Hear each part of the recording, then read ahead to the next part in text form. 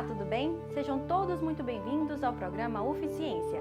Confira agora o que vamos ver nessa edição. Sergipe é o primeiro estado a receber pesquisa nacional sobre a utilização de redes sociais por jovens. Meio ambiente. Projeto recupera áreas degradadas da Caatinga. Estudo investiga a dinâmica costeira do estuário do Rio Sergipe. E mais, você sabe o que é uma fissura lábio-palatina?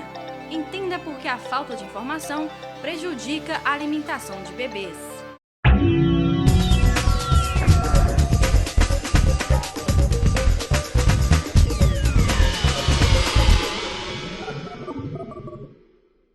O uso da internet por crianças e adolescentes provoca debate sobre os tipos de conteúdos acessados e o impacto disso em suas vidas. Nesse sentido, pesquisadores da UFES buscam investigar as redes sociais em favor da educação. Vamos acompanhar. No meu celular eu tenho o Instagram, o RET, o Twitter e o WhatsApp, né? O RET eu uso para acompanhar a comunidade de jogos, né? Que é uma área que eu gosto, né? E eu gosto de ficar conversando com as pessoas que têm o mesmo interesse que eu. Já o Instagram, eu uso geralmente para postar foto do que eu estou fazendo, o que eu estou jogando, foto da minha gata, ou para conversar mesmo, né? Com alguém. O Twitter eu uso para ficar informado do que está tendo por aí. Aí eu vou lá nos Trending Topics e fico sabendo o que é que tem, né? No WhatsApp eu participo de grupos da escola, né? Geralmente eu converso lá com todo mundo, perguntando se vai ter algum horário específico, ou se teve algum dever para fazer, se vai ter aula ou não. E sempre pergunto lá, interajo com todo mundo. Entender como os jovens estão aprendendo com as mídias digitais, né? Esse é o objetivo central do projeto de pesquisa Letramento Transmídia, né, no ensino médio em Sergipe. Então, o objetivo é mapear quais são as competências e habilidades que os jovens estão desenvolvendo no seu uso cotidiano com os aplicativos, com os sites de redes sociais, né, com os streamings de música e vídeo. Né. Existe um entendimento de que há um aprendizado informal nesse uso com essas mídias. Na sala de aula eu uso o celular praticamente bem pouco, né? Não gosto de ficar usando o celular, sempre deixo no silencioso no bolso. Mas quando eu preciso, eu sempre pego para poder olhar algum PDF que eles mandaram, para poder fazer na sala e não precisar copiar, né? Então, o objetivo da pesquisa é esse, entender de que maneira eles estão desenvolvendo essas competências e habilidades com um desdobramento possível, né, de trazer essa realidade para o ambiente escolar. Porque existe, né, uma impressão, que é muito mais do que uma impressão, na verdade é uma constatação de que existe uma distância entre a realidade do jovem e a realidade da escola. Né? Sobretudo, né, assim, a maneira como os professores entendem essa realidade. Então, o objetivo da pesquisa, né, para além de ter essa compreensão, esse mapeamento das competências e habilidades midiáticas dos jovens, é tentar trazer essa devolutiva para a escola, né, para que esses conteúdos, né, essas competências possam ser incorporadas a atividades pedagógicas, avaliações, trabalhos, atividades que os alunos desenvolvem em sala de aula. Nós temos uma série de perguntas que foram elaboradas com o objetivo de investigar o que os jovens fazem e aprendem com as mídias digitais, de que forma eles produzem, com quem eles produzem, se eles fazem isso sozinhos ou com a participação de amigos, de familiares. A gente também tem feito perguntas para sondar quais são os interesses, quais são os gostos, quais os hábitos que eles possuem em relação ao uso das mídias digitais, das redes sociais, e sempre tentando, no fundo, entender de que forma esse conhecimento que eles adquirem com o uso das mídias digitais podem ser associados a práticas, a estratégias de aprendizagem formal. Na verdade, letramento não é um conceito tão novo assim. Paulo Freire, por exemplo, ele já falava de letramento e achava mais interessante falar de letramento do que de alfabetização, que era isso que o processo dele era um processo de letramento, ele até falava, né? O que tem de assim, mais recente é entender o letramento. Já se falava também de letramento midiático, mas o que é interessante entender no contemporâneo é o letramento transmídia, que é nesse contexto onde a gente tem uma convergência dos meios tecnológicos, né? Onde os adolescentes, os jovens, produzem, consomem, distribuem, compartilham nas suas redes, através de diversas plataformas. E esse processo, né, de consumo, produção de conteúdo também que eles fazem, é que a gente tem de interessante para pensar nesse contexto educacional. Então, assim, as perguntas elas podem parecer talvez para os estudantes aleatórias, como por exemplo, qual série você assiste, que tipo de livro você lê, por onde você consome esse conteúdo, mas no fundo a gente tem esse objetivo de mapear, de descobrir quais são os lugares, quais são as competências, quais são as habilidades que eles desempenham, que eles desenvolvem no uso das mídias e trazer isso futuramente para a sala de aula.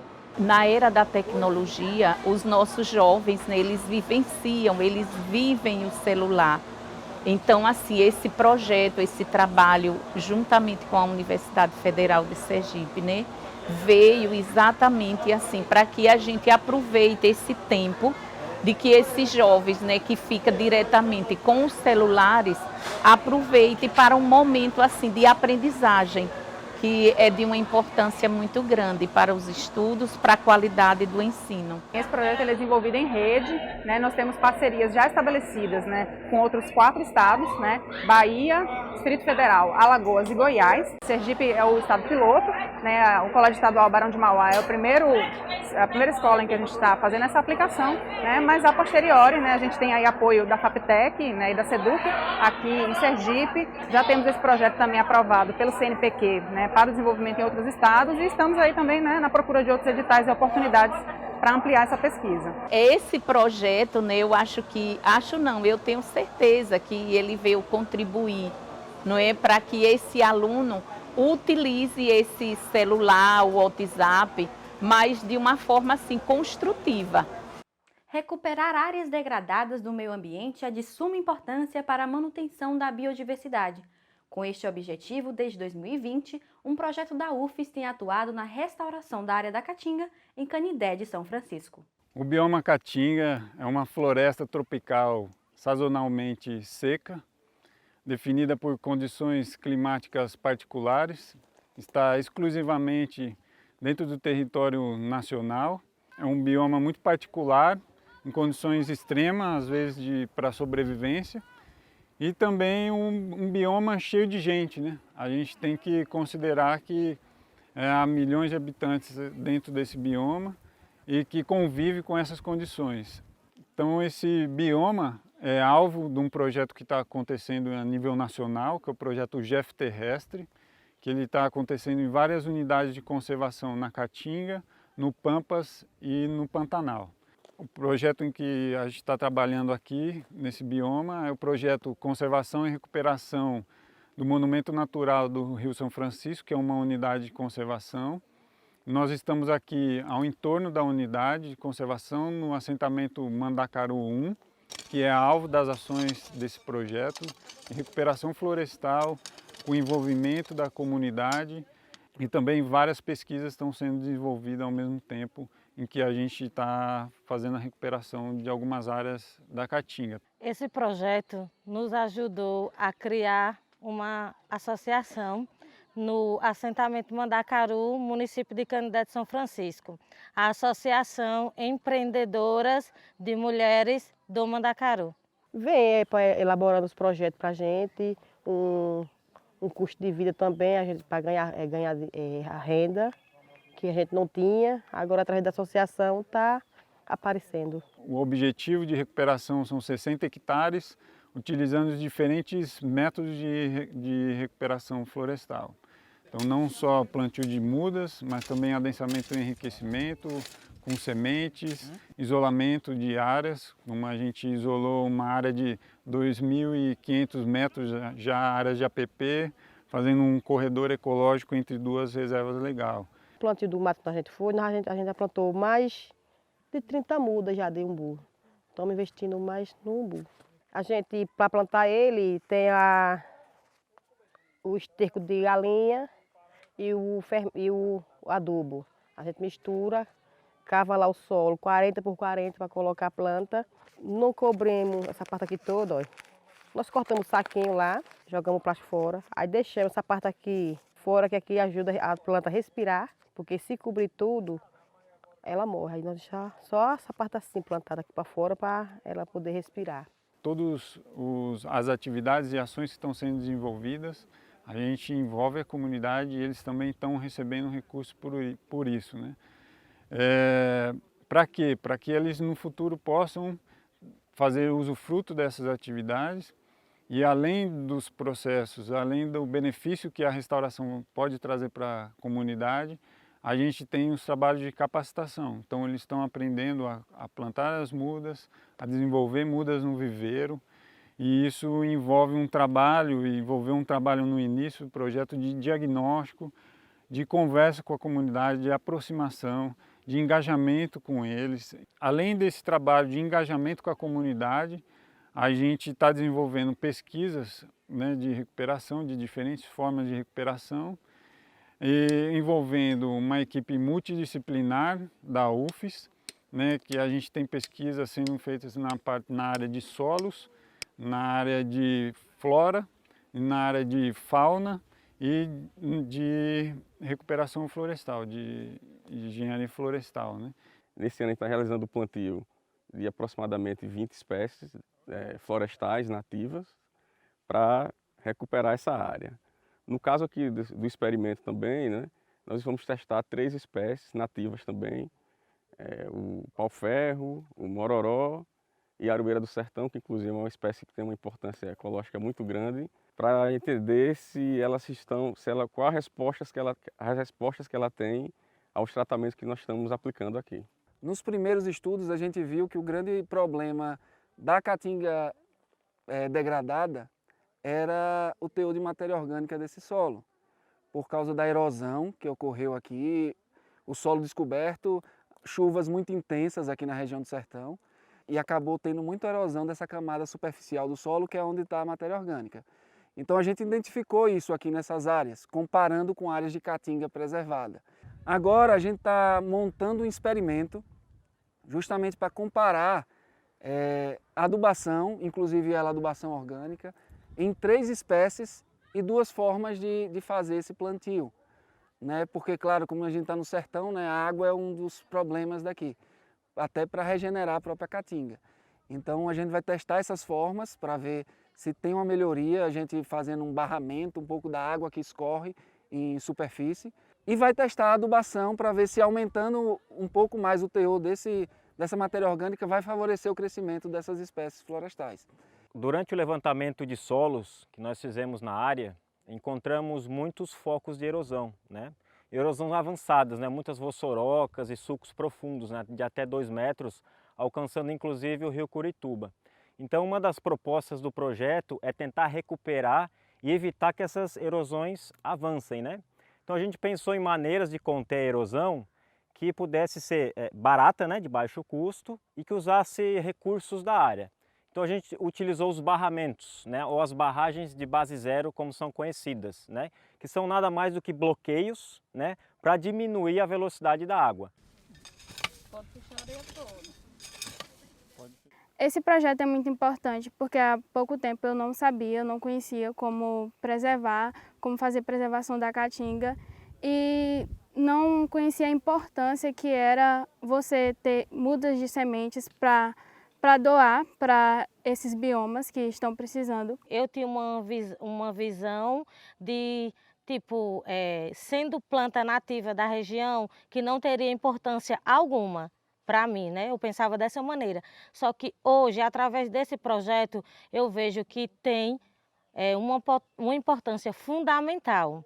Porque através delas conseguimos adquirir muitos conhecimentos. São plantas tem plantas medicinais que ajudam muito algumas pessoas que tenham algum problema de saúde e tem muitas plantas nativas da região que ajudam muito.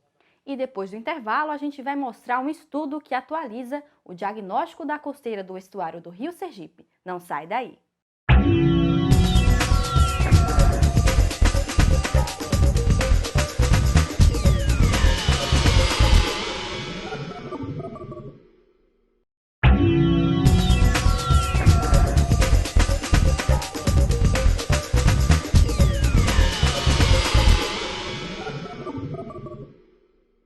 Estamos de volta e agora a gente vai falar sobre um trabalho desenvolvido por uma estudante do curso de Geologia, que busca entender o recuo da linha costeira do Rio Sergipe em direção ao continente.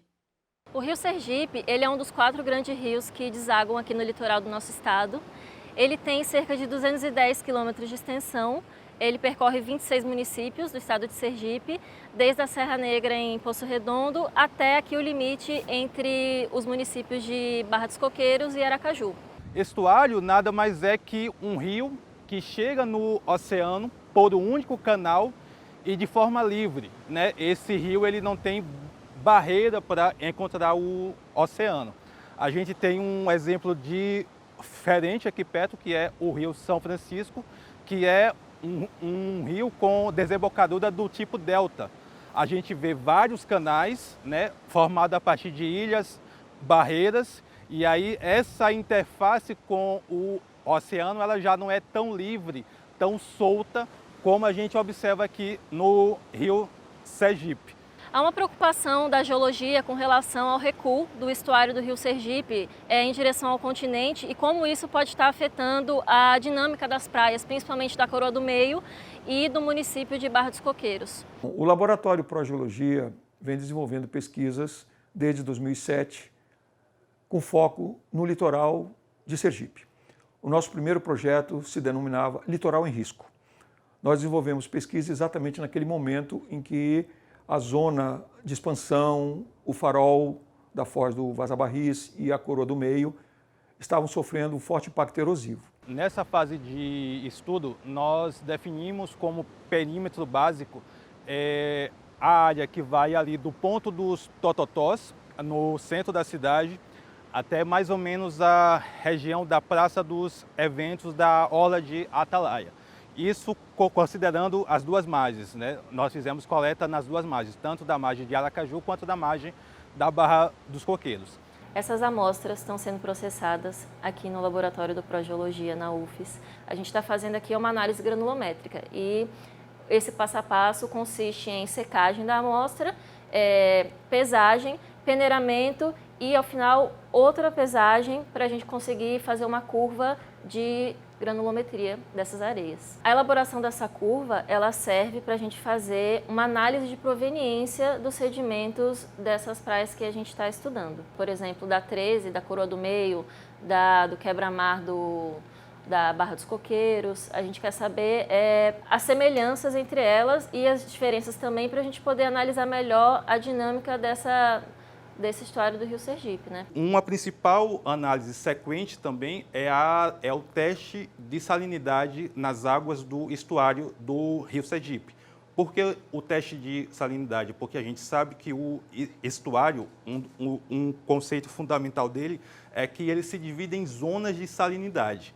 A zona de maior salinidade é justamente aquela zona que tem maior contato com o mar.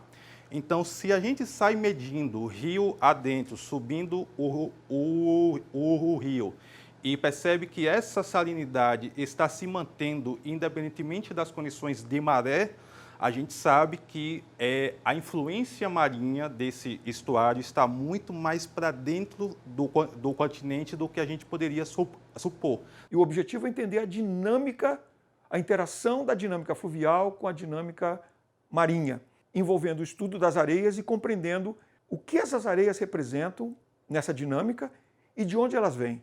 Porque a percepção da composição da areia pode nos agregar conhecimento de onde ela está sendo erodida e sendo transportada para o local onde ela está hoje. Isso é muito importante para entender o que vai se passando ao longo do tempo. A hipótese que levantamos, né, recobrando, é justamente que essa posição do estuário, né, do estuário inferior, que a gente denomina assim tecnicamente, ele está avançando mais para dentro do continente. E aí esse avanço mais para dentro do continente significa dizer que a influência exclusivamente marinha está se deslocando rumo ao meio urbano, ao meio mais urbanizado, subindo o canal do rio. A fissura labiopalatina é uma anomalia crâniofacial caracterizada pela abertura no lábio ou no palato. Um projeto da UFES buscou compreender como a falta de informação pode prejudicar a alimentação de bebês com essa condição.